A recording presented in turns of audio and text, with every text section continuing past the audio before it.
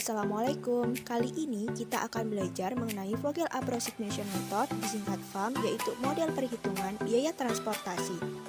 Sebelum kita belajar mengenai VAM, yuk jangan lupa subscribe dan nyalakan loncengnya. Apa sih itu VAM? VAM merupakan salah satu model perhitungan transportasi yang digunakan dalam mengalokasikan sumber daya dari beberapa sumber ke beberapa tujuan atau daerah pemasaran. Sekarang, yuk kita coba hitung contoh kasusnya. Kita akan mengalokasikan barang ke GA, GB, GC dengan sumber P1, P2, P3, di mana G merupakan gudang dan P merupakan pabrik. Adapun kapasitas produksi dan demand-nya seperti berikut. Langkah pertama, di bagian kolom dan baris kita hitung biaya terkecil pertama dan biaya terkecil kedua. Di baris pertama, biaya terkecil pertama yaitu 10 dan biaya terkecil kedua yaitu 13. Kemudian kita kurangi dan masukkan ke bagian penalti kolom. Begitu juga di baris kedua dan di baris ketiga. Setelah kita menghitung penalti kolom di bagian baris, selanjutnya kita menghitung penalti kolom di bagian kolom. GA, biaya terkecil pertama yaitu 20, biaya terkecil kedua yaitu 25. 25 kurangi 20 sama dengan 5. Begitu juga pada kolom GB dan kolom GC. Langkah selanjutnya yaitu cari nilai terbesar dan letakkan nilai kapasitas produksi pada baris yang memiliki nilai terkecil. Nilai yang sudah kita hitung itu 3, 5, 9, 2, 5. Nilai terbesar yaitu nilai 9. Kemudian letakkan pada nilai terkecil di bagian baris 30, 15, 24, nilai terkecilnya yaitu 15. Kapasitas produksi kita alokasikan ke gudang B sebesar 55. Hal ini berarti untuk gudang A dan gudang C tidak dapat dialokasikan karena sudah dialokasikan kepada gudang B. Nilai gudang B itu demand permintaannya sebesar 115 sehingga sisanya yaitu sebesar 60. Selanjutnya, lanjut ke bagian iterasi 2. Selanjutnya, langkah pertama sama seperti yang pertama tadi, di mana biaya terkecil pertama dikurangi dengan biaya terkecil kedua.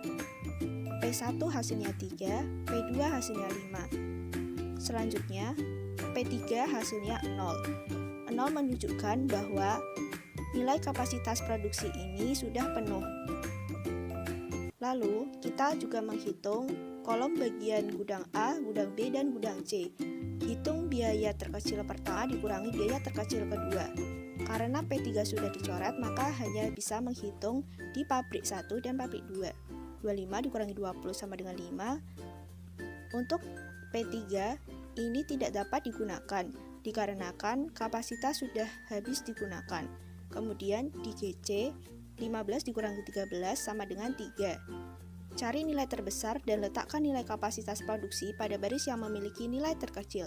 Di sini nilainya 5, 15, 3, 5, 3.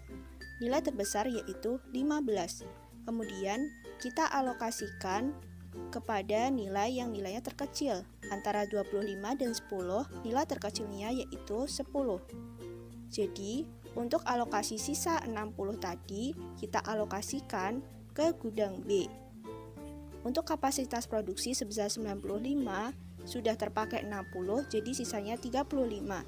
Jadi, untuk sumber yang berasal dari pabrik 2, itu sudah habis dan tidak bisa dialokasikan. 60 ditambah 55 sama dengan 115. Selanjutnya, lanjut ke iterasi 3.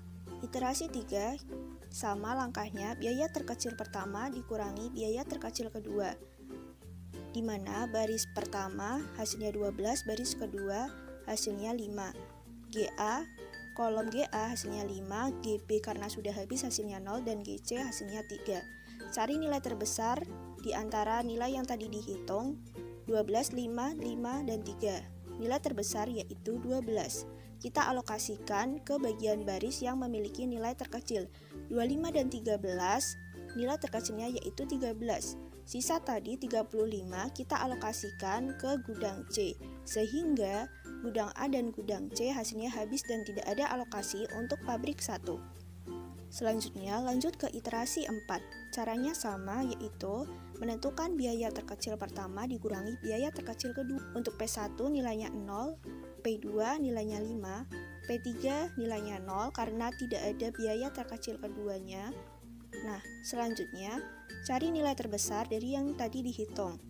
Di sini nilai hanya tersisa 5, maka alokasikan 5 ini kepada nilai yang nilainya terkecil. 20 dan 15 nilai terkecilnya 15. Kemudian alokasikan sisa demand kepada gudang C sebesar 10.